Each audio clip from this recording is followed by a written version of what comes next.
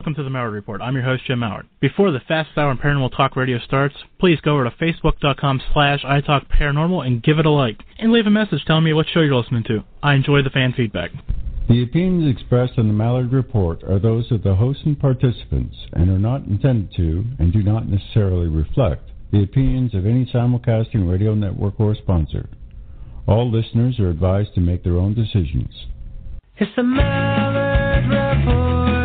Yeah, the Mallard Report, the paranormal talk radio show with Jim Mallard as your host. See what lies beneath any paranormal activity.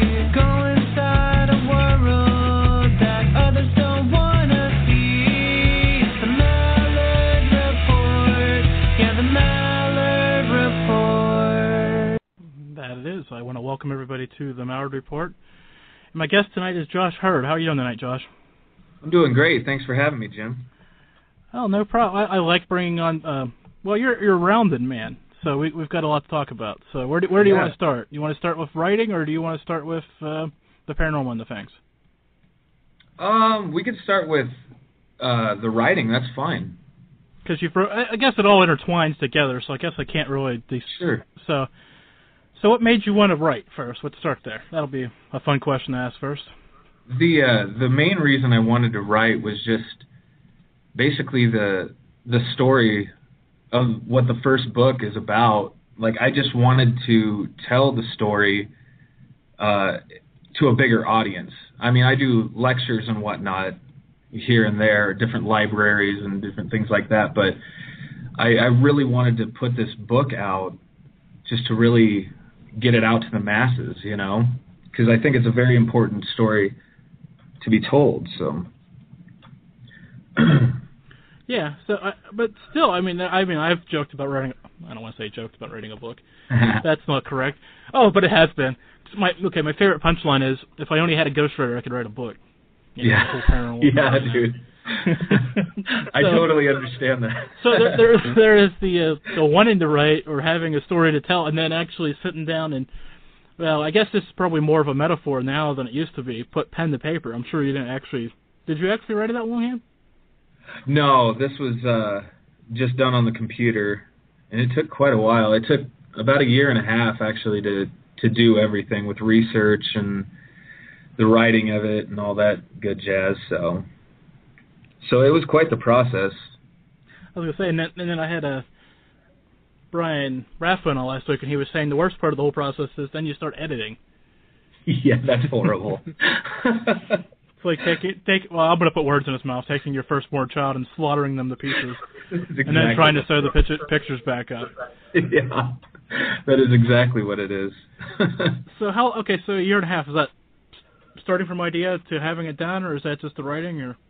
That was, having the idea, you know, talking with friends and all that, and having the idea and then doing the research itself, talking with the owners of the property and trying to get as much history as I possibly could on the place, which unfortunately there's not a lot. And there's more rumors about the church than anything, so... I was just going to ask you, what kind of place we're talking about? A church.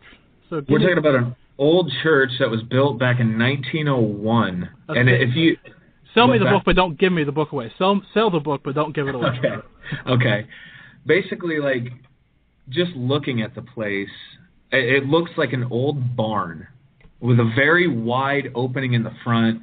It's got 3 windows on each side, 2 windows in the back. I mean, we're literally talking 20 feet to 25 feet side to side. And it's probably 45 feet, 50 feet deep. So, I mean, it's kind of a small structure, you know, but so very, very old. And, I mean, it fell into disuse, I believe, in the 60s, I want to say. If not the 60s, it was the 70s. But, yeah, fell into disuse and has just started to basically fall apart. I mean, there's hunks of the floor that are missing and all sorts of good, creepy stories that go along with it. There's rumors that a minister that worked there at the chapel that he supposedly went nuts, killed a few members of the congregation, and then hung himself from the rafters. So kind of creepy in itself there. Another story is of a Civil War soldier who roams the cemetery, which is actually just 15 feet to the east of this chapel. So they talk of this Civil War soldier who rides around on horseback. And then another one of the stories is a little girl named Emily who apparently runs around throughout the cemetery and the chapel itself. So there's a lot to investigate out there as far as claims of activity. Sounds like an interesting place, because you normally hear these stories about other sane asylums, jails, whatever the case may be. So to hear you talking about a church for a change, I've always said that with all the spiritual activity or spiritual promotion, or sure, trying to be very politically correct here. Not that it's going to work, but I'm sure I offended somebody. But no, I feel your pain. But it does make sense to me that there's something going on there. Yeah, and it's odd that what we ran into, like I was just a young, dumb college student who went to Northwest Missouri State in Maryville, Missouri, and this chapel is actually located just about 10 minutes away from there. Got there, and it was about the Halloween season, so you start reading all these articles because, that's when the mass media is interested in paranormal, is around Halloween, but no other time, obviously.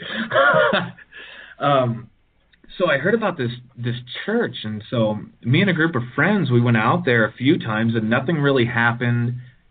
But on one night in particular, we were out there doing an investigation, and a friend, Tiffany, crouched down in front of the opening there, just right at the doorway, and it looked as if like the whole room itself had gone black. And I mean, I say there are windows all around this thing. However, the glass has long since been taken out, so it's really just the window frames. But you can see daylight through the structure. But on this particular evening, which was very bright as far as the moonlight and whatnot, you couldn't see through the structure at all. And so that was a little bit more than I had ever experienced before, and honestly a little more than I wanted to deal with, because I didn't know what the heck I was getting into. So there's Tiffany crouched down, and she just comments like, "Oh, I can't believe how black it is." But right at that moment, it looked as if she was hit by something with extreme force, like in her shoulder. She was crouched down like a catcher would be in baseball. And if you can imagine yourself like sitting in a chair and your legs extending out from your body and your arms extending out from your body, you're basically in a 90-degree angle there. And that's exactly what she did. She flew back a good 2 to 3 feet and did 2 backward somersaults over herself. I mean, so whatever it was that hit her with a great amount of force. And that's kind of what started this whole story then, and some sick, twisted love affair that I have with the location itself. So well, that happens from time to time. Could be worse, I guess. So this story goes into the book when a ghost hunting goes wrong. Is that the correct? Yeah. Story? Oh, and we've got a subtitle here: A Brush with Evil. Excuse me, I have it all wrote out, but no, that's it though. Yeah. The week that followed, I mean, we got Tiffany after she had gotten hit. At that moment, we took her back to campus. I mean, we had our fill of fun for the evening, and so we took her back to campus, and another investigator, Rachel, took her back to her dormitory, and she just fell asleep. I'm like, okay, well, she's beat, she's done. And so we're just going to let her sleep it off. Well, the next day I went to her room to check on her because I was concerned. And I went to check on her, and lo and behold, she was still in her bed. And I sat down on the bed, put my hand on her shoulder, and I just said, "Hey there." She rolled over and basically told me to blank off, if you can use your imagination there. It's internet radio. We can actually probably say it if we wanted to. That's true. But she, that wasn't like Tiffany. Tiffany was very strong in faith to begin with. She had a very, what I like to call effervescent personality, very bubbly. And she was just an all-around good person. But I will say this, like the entire week that followed that investigation, she did not go to a single class, which was not like her in any way, shape, or form. And she was a straight-A student. And she didn't go to the lunchroom to have a single meal. She literally never left that room. She was in that bed. And so I was doing some research because, like I said, I had no idea what just happened. Called a pastor friend of mine, and he said it sounded like not necessarily possession by a demon or anything like that, but it was what he was describing as an imp, which if a demon or whatever would be like the right-hand man of the devil, an imp would be the right-hand man of a demon. So the team and I took precautions and read up a lot on the subject. I'm trying not to give too much of the book away. That's fine. I understand the struggle, I'm sure. And there is a lot more to the story. However, we cleansed ourselves. We took Tiffany back to the chapel. That was nice. Because whatever this imp was somehow attached to the land itself or to the structure itself. So in order for it to leave her, apparently we had to take her back, which was not an easy task. So kicking, screaming, punching, clawing, cussing, it was a horrible experience. But we got her in there, and she broke away from all of us. And I have my friend Dustin, who is, and I'm a big dude. I stand 6'1". I weigh in at 215, and this guy is at least 8 inches taller than I am. He's a big guy. And she pushed him away and got in this weird position that I can barely even describe it other than like a crouch, like a tiger about to pounce on an injured gazelle. And I said, if she runs, because she was staring right at Dustin, and I said, if she runs, we have to tackle her. I'm going to open field tackle this girl in the middle of this church. But that's exactly what happened. And we started praying. And we grabbed her, we placed hands on her. Everyone was saying their own prayers all together. So it was really a very chaotic moment. But whatever it was that we all were saying seemed to work. Because she let out a blood-curdling scream that I swear would have awoken any number of those deceased people who laid only feet away in the adjoining cemetery. So she cried uncontrollably. She had no recollection whatsoever of that previous week. She thought in her mind that it was the exact same night as the week before. So she, in her mind, had lost 7 days. It was completely gone. So, there is a ton more that happens because in the book itself, I end up going back to the chapel with an entirely different team a couple years later. And I'm not going to give that part away because you will not even come close to believing what happened then. So I'm going to leave that. I'm going to leave it at that and leave people hanging a little bit on that. Well, that is your prerogative, and that's how we're going to sell the book, and that's what we're doing tonight. Sure. Of course, my guest tonight is Josh Heard. I almost said Joshua for some reason. I don't know, but that's fine. Anyways, I guess it's more proper. And we've been talking about when ghost hunting goes wrong, they brush with evil. Okay, so we've covered that, and you can get that on Amazon and what's that other site? Barnes & Noble. Barnes & Noble, yeah. And so go find it, and I'll be posting links in the podcast blog and all that stuff if anybody wants to go find it. But okay, so what about the other book we've got here, Haunting the Hunters? What's going on there? Haunting the Hunters. The idea from that stemmed from something that I touched on a little bit earlier with this sick, twisted love affair that I have with this location. And why is it that these locations seem to call out to us as investigators in a way? I live 45 minutes away from the Villisca Axe Murder House. So I've stayed there four times overnight, and that place never disappoints. So that's another one of those places that have always just like called out to me, and I can't even hear Villisca or Workman's Chapel without like something inside of me stirring, and just I go crazy. I get that itch where I just like I want to go hunting, you know. That's what happens. So I wrote a book as to like why would this happen to us? Like why would I want to go, like for example, back to this chapel where I see some of the most horrible things happen to people who are very close to me? And why is it that we do this to ourselves?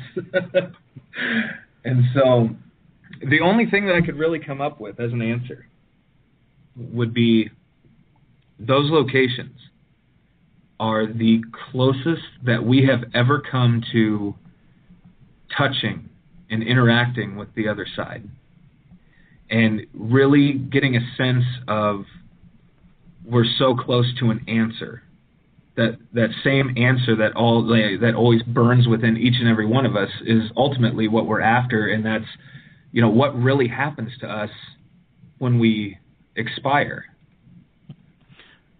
He puts it so nicely there. When we croak. No, that's a very good, very true point. So are they a sequel set, or can they be read separately, or? Absolutely read separately, yeah. I actually barely talk about Workman's Chapel in the second book. I talk a lot about Villisca and a few other cases, for sure, that have just registered with me on a personal note. So. All right. Well, I just wanted to make sure before we brushed off the topic here, make sure everybody was comfortable with that. Again, that's also Amazon, Barnes & Noble. I feel like I'm always missing one. There should be a third one, so I can get iBookstore is another one, yeah. Yeah, there we go. The iBookstore has one, yeah. So, you mentioned we were trading messages this morning, and you mentioned you're doing an event, but it's already sold out, but I still want to talk about it, so let's go ahead and talk about it for a minute. What's going on? What are you doing? We are... I decided there's been a lot of hype surrounding the book, the first book, and so I wanted to take people there, give them an opportunity to actually experience this place for themselves, which may be a crazy idea, I guess. But I basically asked if anybody would be interested and got a lot of responses. So I was like, through Eventbrite.com, I threw up this event and offered 40 tickets. But I was like, you know, it's a really small building, and there's no way I'm fitting 40 people in there, comfortably anyway. Right. And so I decided to break it up into 2 days and have 20 people or 20 tickets available for each day. And it sold out, I think within 10 days, the event sold out. So that was really encouraging, which makes me just want to do more and more events. So I think the Villisca Axe Murder House will definitely be on the list for probably next summer, and maybe possibly later on next summer. I want to definitely hit up the Myrtles Plantation in Louisiana too, and do an event down there, because we could definitely have more people along for that trip. So yeah, obviously the bigger the venue, the more people, the more stuff you can do. But yeah, the main focus of the event itself is just to basically take people deeper into the story, give them the stories and experiences that I never wrote down. You know, let them ask any question that they want, because I put a lot of personal stuff into this book. I just felt it necessary. Basically, it tied in with the story. And so there's a lot of things about my personal life, me growing up, like my first paranormal experience ever, I put in there. And it was all very personal. So I openly invite anybody to ask any question that they want, because if I can throw it down in a book, I should be able to just talk about it. So yeah, we would hope. Yeah. So since you were talking about when you're growing up, let's back up the ship that has sailed, I guess. So when did you start? When did you start investigating? I would say I was about 13 or 14 years old. Had a really weird experience with an uncle that was very close to me who passed away. And it was very weird experiences that happened in the days just following his death. And ever since then, I mean, I've always had a fascination with, like, you know, ghosts and stuff. But, I mean, I was just a little kid. I think we're all into that stuff. But that really got me asking the bigger questions, you know? It's like, wow, there really is something else out there that we all need to, well, at least I need to explore. I'm very passionate about finding answers. That's always a good thing, though. I think. Yeah. It helps you be a better investigator when you're always continuing the question and think. There's a word. I think so too. And I mean, I think it also helps, you know, especially when you get that quote unquote really good piece of evidence that, you know, you have to go over hundreds of times and basically think of anything that this possibly could be before you go ahead and say, oh, this is totally paranormal, you know. There's so many people out there that are just chomping at the bit to rip you apart when it comes to evidence. So. Yeah, and I don't even look at that anymore, truthfully. So I'm not one of those people. Yeah. Just for the record, for anybody, I get a few things here and there, and I look at it, and I just, you know, it's yours, and I, you know, having not been there, exactly. You send me one picture, and I have no idea what I'm looking at. Yep. Oh, quick back. Where in Louisiana? Easy for me to say. Are you talking about having an event? I was thinking about doing an event there at the Myrtles Plantation, which is in St. Francisville, Louisiana. Okay, because somebody just popped it in the chat room there, and I was going to type and I couldn't remember, so of course. Oh yeah. I didn't jot that down because I didn't really, you know, didn't have so. Yeah. So I think you're one of my Twitter people, right? So you yes, I am. Do you like Twitter? I love Twitter. I'm gonna shift and mix it around a little bit here, so. Sure. Now that we got the work out of the way, we can have a little fun. I'm all about it. So you like Twitter? I love it. Yeah. Some people don't. So why do you like Twitter? I use it more for the like a mini blog type of aspect of everything. I mean, I'm a musician as well. I have a band in Omaha, Nebraska, and I throw a lot of stuff up on Twitter about that and Facebook. I never have been the social media guy up until about a year ago. So. So what changed? Selling the book probably? Honestly, yeah, the book. That's what made it all change. But now it's like I'm addicted to like Twitter and Facebook and all that fun stuff. So we're doing a disservice here. I'm at I Talk Paranormal. I'm also at Mallard if anybody wants to follow my personal musings. And you're at Josh Heard, 1981. I'm assuming that's the year you were born. Just not. Yes, that's it. Yeah. Yeah, I'm real original when it comes to that. I'm glad I assumed right there, because that could have been really awkward. No, that was the year I graduated high school, you dumbass. No. Yeah, right. Oh my gosh. No, I like Twitter more and more every day. I've been trying to shift from Facebook, because Facebook gets so bogged down with crap anymore. Yes, it does. It's like, I'm sorry, but I don't care about your cute little recipes. Or what the cat says today. I really don't. Yeah, dude, that's totally right. Oh my gosh. And there goes our friends list right there. Yeah, it's gone now. It's like, well, fine, whatever. So you don't like my cat pictures, delete. I don't like your show anymore. Oh. I tell you, man. But yeah, there's also this other website out there that I found. I'm actually featured on it for the next 3 months. They have me featured on the main page there. It's at paraprofile.com, and it's basically very similar to Facebook. And it's just like social media for all things paranormal. It's kind of cool, and it's really just on the ground floor right now. But it's kind of fun. I'm telling you. There you go. Good plug for them. I noticed you were featured there. So I haven't actually created an account there. I've been there a couple different times doing some research on people, and sure, I should probably create an account. But it's just another one that's, you start creating these accounts at different places, and you go, ugh. What was that password again? Yeah. No, you just use password. Hope somebody doesn't catch on. Oh yeah, there you go. Oh no, I have to change 400 passwords tonight after the show. That's right.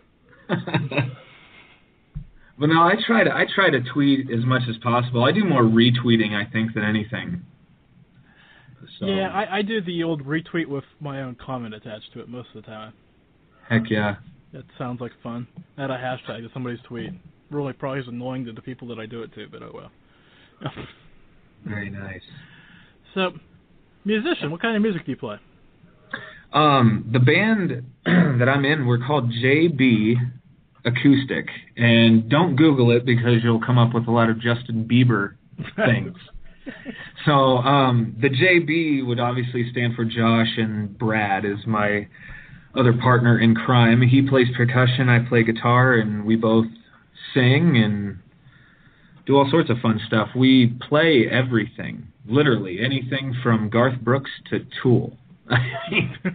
We are everywhere, all over the map, and try to please as many people as possible. So but we do a lot of shows. So all covers or some original? Or we're actually working on originals right now. I have a whole book full of stuff that we're going to start sitting down and coming up with original stuff. But as of right now, we already talked about the books. No, you don't have to sing those. Yeah, right. It takes Audio Notebook to a whole other level right there. Oh, that would be horrible. Oh, my gosh. That would be horrible. So, yeah, man. So I'm assuming, how long have you been doing that? Probably. Oh, man, I've been playing music. I've been playing guitar since I was 16, and I've been in different bands, odds and ends, ever since then, really. It's like I'm 31 now, so yeah, so quite a while. Well, almost half your life. We'll do some fuzzing there. Yeah, there you go. Half the life. Yeah, man, that sounds weird when you say it like that, but that's absolutely true. That's what we're doing, bringing stuff up weird tonight. That's okay. I love it. I keep telling myself that I need to say the Malliard Report more because it's the brand and people should know who they're listening to, but sometimes people tell me they don't know who they're listening to because they're listening live, and I don't understand how they don't know what they're listening to, but because it's on FM. It's not like you just randomly hopped on and figured it out. But okay. That's true. So there, the Malliard Report, I've said it twice in the same show, so probably good for a few weeks. My guest tonight is Joshua Heard. Joshua? Jeez, Pete. Okay. Anyways, yes. Josh Heard. It just happens. Now that it's in my mind, it's just the train has sailed on that ship, obviously. That's what happened. Ooh, that was a good metaphor right there. But anyway, so not the last thing I want to talk to you about, but I'm reading your Twitter bio here. We've talked about, we haven't talked about being a father or husband, but I'm sure those are great things in your life. We've talked about being a musician, and we're going to talk a little bit more about being a paranormal investigator. Of course, we talked a little bit about that before. Talked about writing the books, but the last thing over here is lecture. What do you lecture on? Basically, I do a few different styles of lectures. One, I'm actually giving a couple here in the next week for teens. And so this is exclusive to teenagers who are interested in the paranormal, interested in investigating the paranormal, and kind of how to get started in all of this fun stuff. And basically trying to get through their heads that you can't treat everything like like Zach Baggins. Are you kidding me? You can't do it. Anyways, yeah. That would have been a much better video moment right there where I was waving my arms around like an idiot. But I mean, it's basically, it's trying to get it through their heads that, these film crews and all that stuff, they're at a location for literally 3 to 4 days at a time. Yes. And then they whittle everything down into 44 or 42 minutes or whatever and, throw it out to the masses. And not every bump and creek is something paranormal. And another thing that I like to kind of scare them with is, when you're watching a TV show, how easy is it to turn the channel? But when you're actually investigating, you can't have that luxury. If you see some black shadow walking directly towards you or running towards you, it's like you're in that moment, dude. You have to own that. So there's no channel to change at that moment. Yeah, and it could follow you home, and you could leave a message for somebody else or yourself. So. And that was my biggest thing with the whole, writing the book is what happens to us when we're out and about, thrill seeking, and we literally bite off more than we can chew, because it can happen. It does happen. I mean, I'm living frickin' proof of that. I mean, the point, I think, is to be educated on the subject as much as possible before all of that. And I mean, I'm guilty of it as well. I was out there not necessarily, I mean, I called myself a paranormal investigator, but I was anything but that. I mean, I think I was more or less just wanting to get scared. And bad stuff happens. So... And back to the TV show production thing, I had a member of GHI, Ghost Hunters International, on over a year ago, and we talked off air, nice. and I won't divulge everything he told me, but this is the general. We'll paraphrase because of course I'm not selling the book, but just to protect him a little bit. They went 3 days. They investigated the first night, reviewed, investigated, reviewed. So you can imagine how much sleep they're getting during these. Yeah, no doubt. And on the third day, he kind of said. You weren't told what to say, but you kind of got the direction of what they were trying to produce at that point. Yeah. So you kind of followed their lead. Sure. So it wasn't investigating that third night. It was more producing, filming, reenacting. And it absolutely makes sense. So, I mean, they have a product to sell. Bottom line, I mean, that's how it is, and it's not necessarily the investigators themselves, but more or less the networks. I think they're kind of fueling that fire, but they also sign the paychecks. Hey, as long as it sells, and it does. Yeah, oh yeah, it does. It doesn't sell to me. I hate every show. I haven't found one that I liked watching yet. I like the premise of the Dead Files, the medium versus the history research.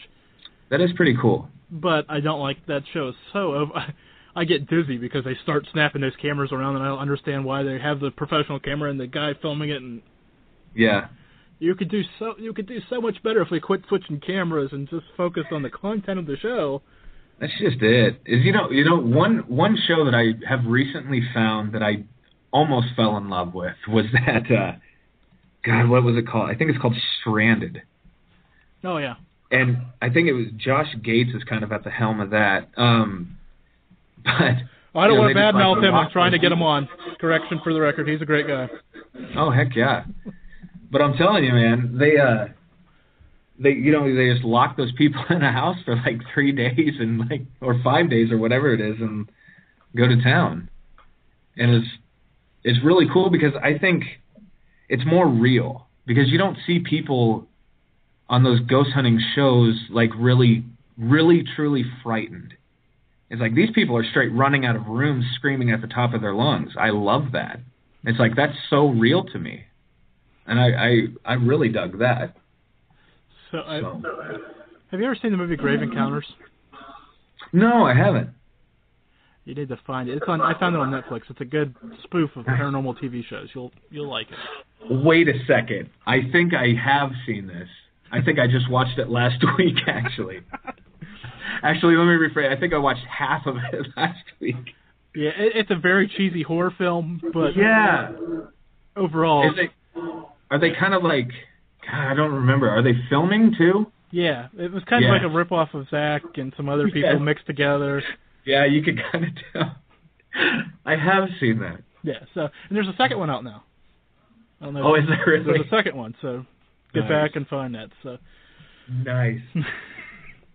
And I'm pretty sure we've just spun totally out of control, and there might be somebody still listening, but that's okay. There's a lot of I'm in my chat room here at italkparanormal.com. Of course, I got the other ones open as well, and I was just telling somebody I hate the phrase para-unity, and they're enjoying that. So that's a whole other can of worms that I'm not going to open. I promised. Yeah. The first of the year not to mention that. So I did pretty good. I went 6 months without mentioning it on air. So, but I'm not going to bash it anymore. I've already said my piece on that, so we're just going to skip over that. So you're an investigator. Yes. So where are you with the equipment, and just give me a rundown of where you're at position-wise. I mean, I'm assuming. I have a couple, cameras and whatnot that I take with me. A few EMF detectors, digital recorders, laser grids, like all that toys and all the fun stuff like that. But the biggest thing that I preach is, all the toys and whatnot, they're fine and dandy, but I really like to take mental notes. If I'm getting a spike or anything or some kind of a hit, like on a K2 meter, I like to pay attention to how I feel personally inside at that moment. It's like, what is going on with me physically at this moment, and try to correlate any type of similarities that might be going on. So I'm a firm believer that the best ghost hunting tool available to us is our own bodies. It's just figuring out why we feel certain ways at certain times and how we feel at those certain times. Yeah, and the K2, any piece of equipment is great. It has its limits, though. So. Yes, it does. See, and that's just it. A text message will set off a K2 meter. If you do have your cell phone on your person. If you could time it up right, you can have some fun with a new investigator, though. Yeah, you could, man. You really could. So that's actually a really good idea. I should do that. I used to do it with a two-way radio because it was easier to do. That way I didn't have to sit there and type the whole time. Sure. Less conspicuous. You could just click it. I tell you, one other piece of equipment that I do have, and the jury's still out for me on this, but it's the Spirit Box, that SB7 Spirit Box. I picked one of those up. I think I was on Amazon. But it was, I don't know. I'm still very curious as to what I'm picking up. Yeah. With the radio. But it's convoluted at best at times, it seems to me. Well, that's just it. It's like, it's like, as far as like the toys and stuff, is there really a cut and dry thing that we have available to us? Or wait, the flashlight, I want to use it to walk around in the dark, not communicate, though. Exactly. And I've seen the flashlight trick, too. I've done the flashlight trick, and it has, quote-unquote, worked, but I don't know if it was, anything paranormal, if it was just so loose that it's at that, it's right at that mark where anything could happen. You could jump on the floor and it could go off. So, I don't know. The jury's still out on a lot of those toys for me. And for the record, I've mentioned this before, but I like mentioning it. Maglite, the corporation, has no comment one way or the other about that. I contacted them. I was hoping they'd say, no, that's just... Nope, they don't comment on it because they want to keep some of those flashlights. Man, that is crazy. They must have actually been doing like really good business then. Well, hey, any business is good business. I can tell you that. Yeah, that's the truth. Oh my goodness. What's your least favorite piece of equipment? We've been talking. I do have a very old EMF detector that has like, this extendable arm that comes out to it. It's like this little wire attached to this little sensor. And that's probably my least favorite piece of equipment, just because it's one of the needles for a readout, and you have to have a flashlight to really see what's going on, and it's just really hard to read because it seems like as soon as a hit is there, it's gone. So unless you're holding it right up to your TV.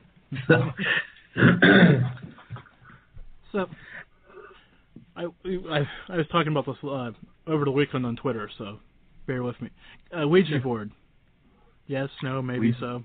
You know, honestly, I've talked to a lot of people about the Ouija board, and the general consensus, and I kind of feel the same way, is like, you know, we'll sit there with a K2 meter and we can ask yes or no questions.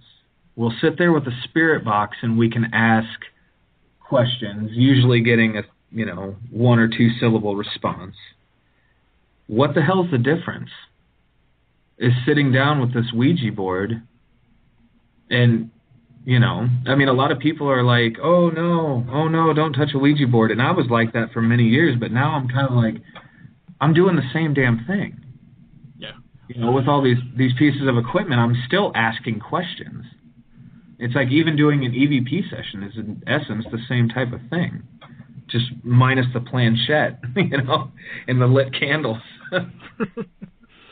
So as I was telling this person on Twitter, I said, well, I just don't like it because I don't like the spell. It has nothing to do with the connection to the other side. That's great. It's just, I just don't like the spell. That's just it. I mean, might as well throw some Scrabble tiles out too. I just don't care. Just that would be kind of a pain in the butt. Yeah, kind of sit there and you gotta have somebody transcribing it for you or something. Yeah. You would almost have to, because I'm horrible with that stuff too. I'd be like, okay, what was the last letter? Or either that, or I'd be like sounding it out as it went. Yeah, and I would sound kind of weird.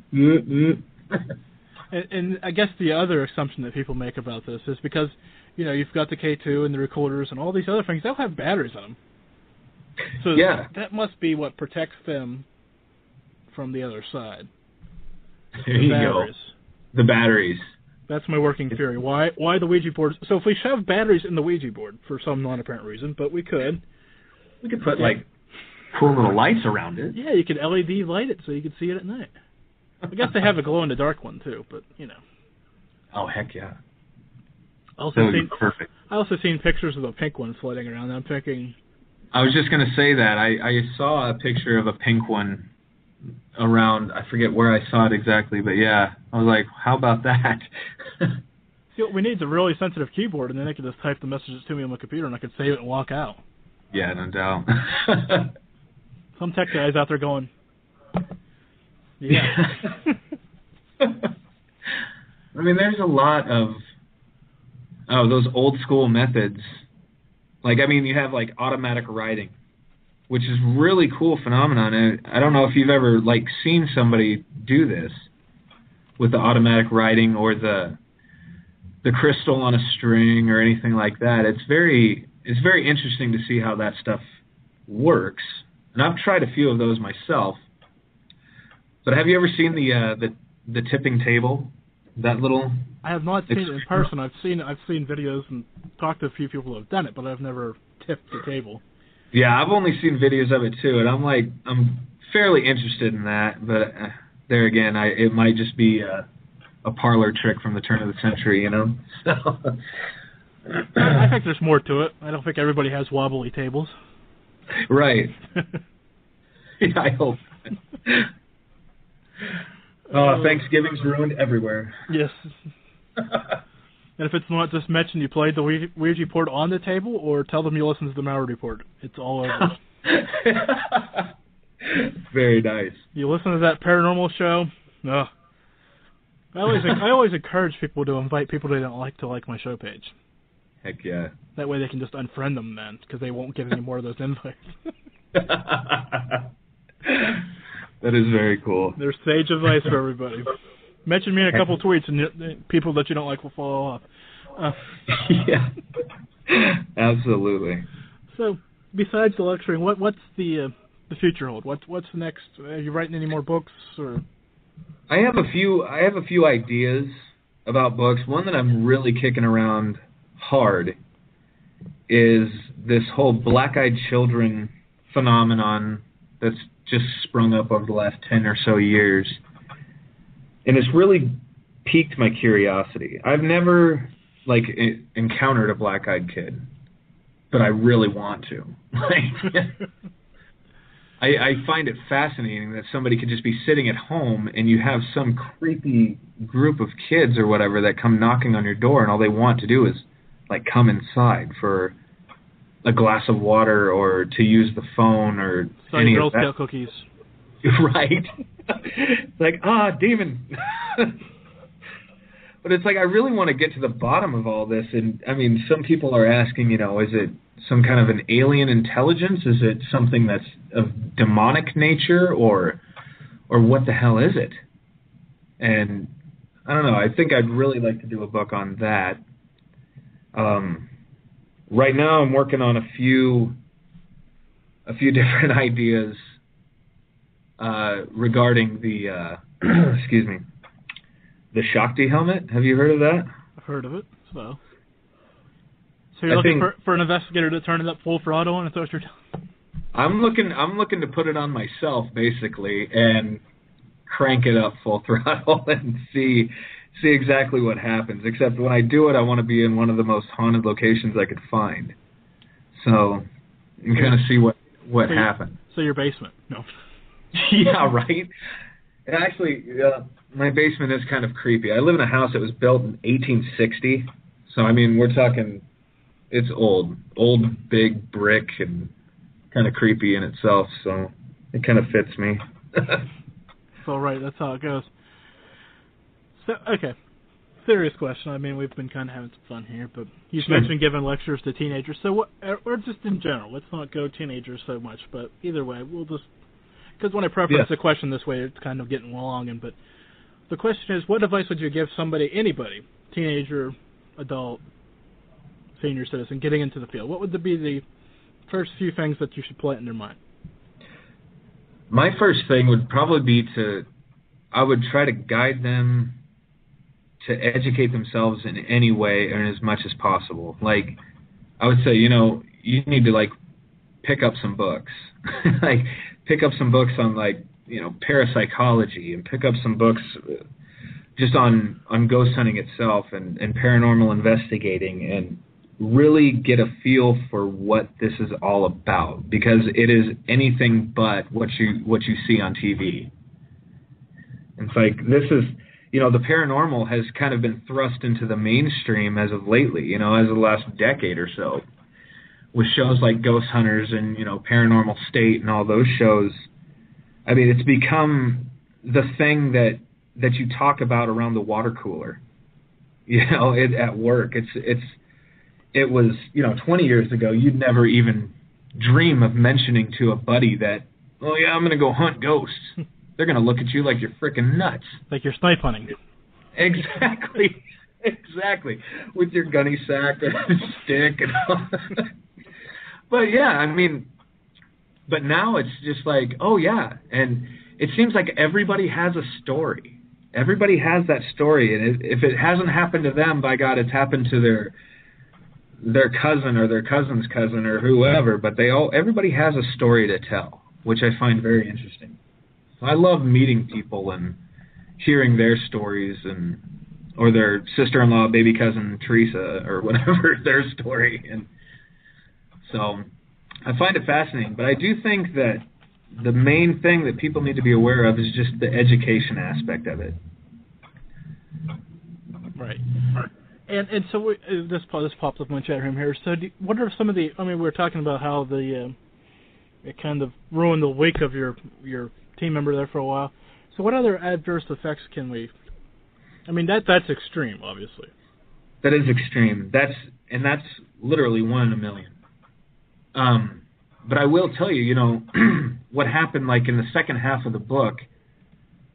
That was a new team, and it has affected each and every one of us since the day it happened. Like, I still wake up with nightmares.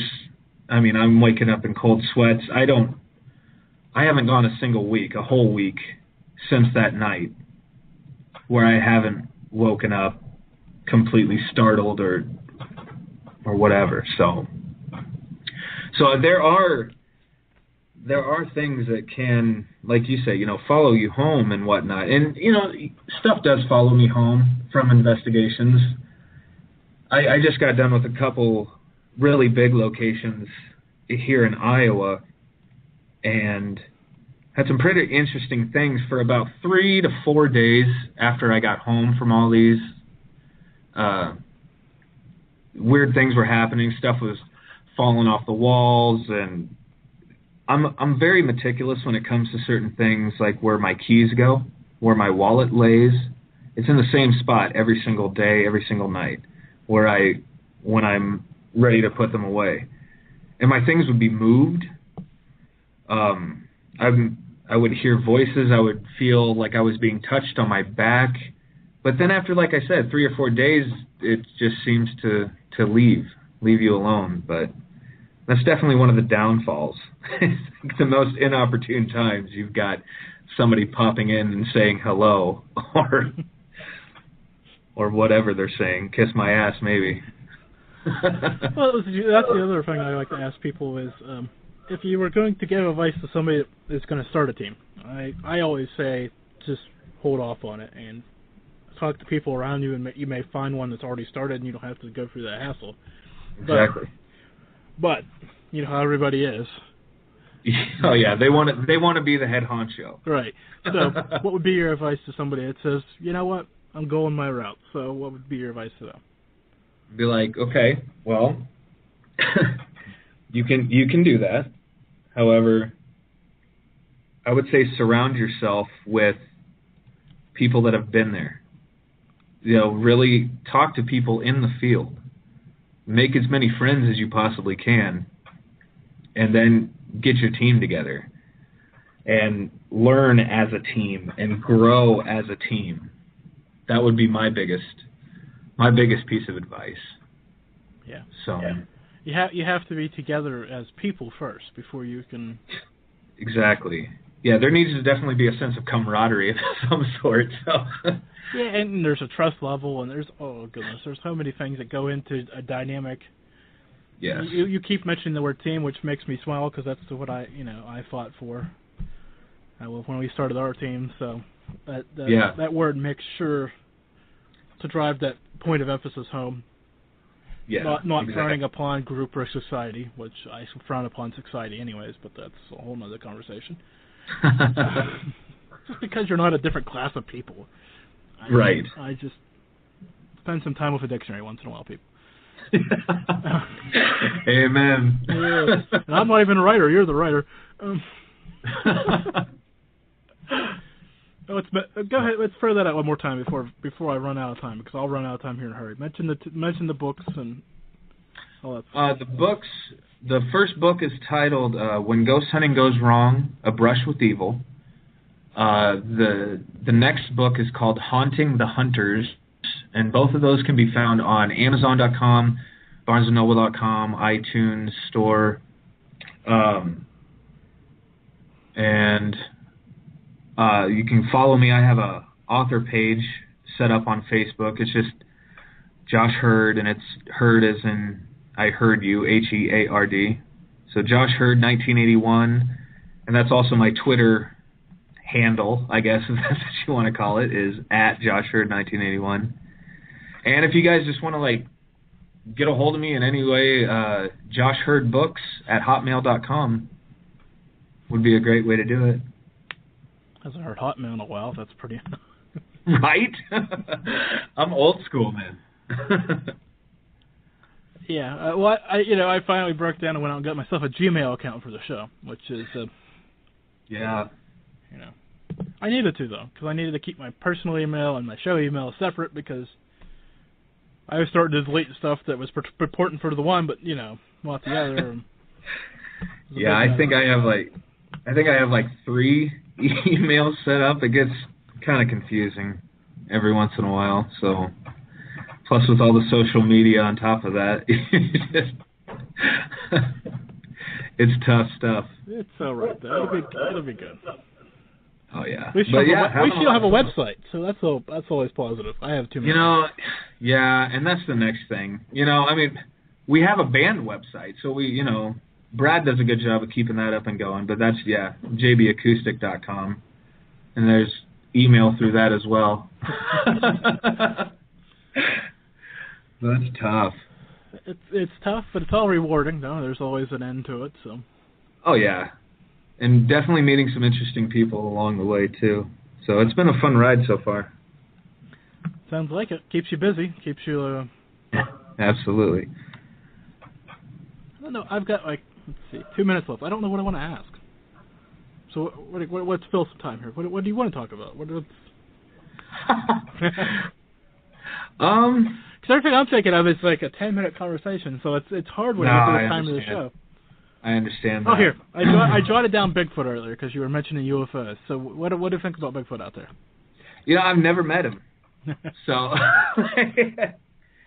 I would love to think that there is a possibility of a Bigfoot, Sasquatch, Yeti, whatever you want to call him. I would love to think that. And I would love to go out hunting for any of that. I mean, any of these type of cryptids, like chupacabras, anything like that. I would love that. So somebody that's from Paranormal Mike that's through in the chat room here, ask him about Northern Lights Paranormal. Hi, Mike. How's it going? No, Mike and Dave, they're at Northern Lights Paranormal. They are very good friends of mine. Very good friends of mine. So they're actually going to come down for the event in Maryville. So very excited to hang out with them again. So there you go.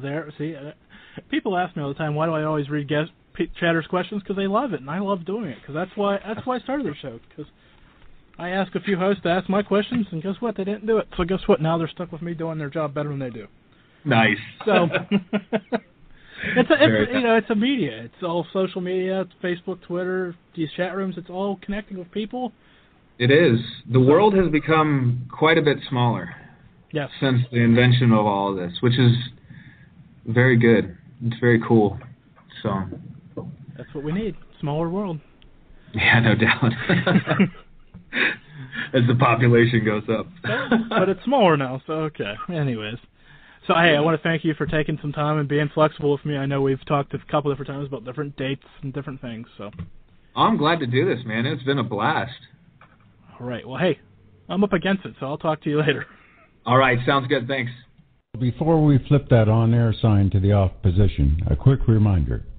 For all things about the report, previews, and reviews, go to italkparanormal.com.